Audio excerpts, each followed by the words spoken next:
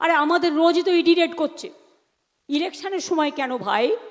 তোমার মনে পড়লো তুমি আমাদের এজেন্সিগুলোকে বলছো যারা আমাদের পার্টির কাজ করে বাংলা ছেড়ে চলে যাও কেন?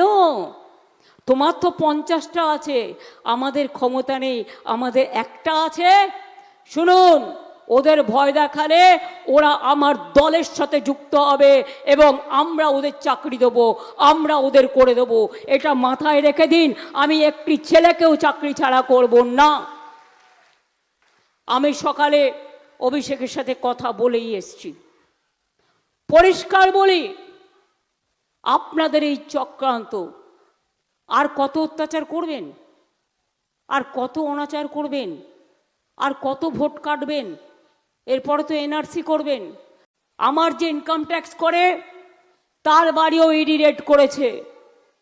আমাদের প্রার্থী দেবাশিস কুমার, তাকে 16 ঘন্টা আটকে রেখেছে, ক্যাম্পেইন করতে দেওয়া হয়নি।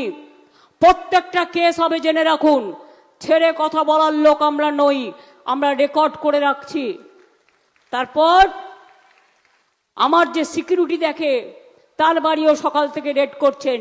তার মানে আপনারা কি আমায় খুন করতে চান না হত্যা করতে চান? আমাকে খুন করলে যদি আপনারা বাংলা পান, চেষ্টা করে দেখুন না। সিপিএম আমলেও অনেকবার খুন করার চেষ্টা করা হয়েছে, আর সেই সিপিএমই তো আপনার এখন দোসর হয়ে গেছে। পচা সিপিএমগুলো সব এখন আপনাদের ওখানে গিয়ে জুটেছে।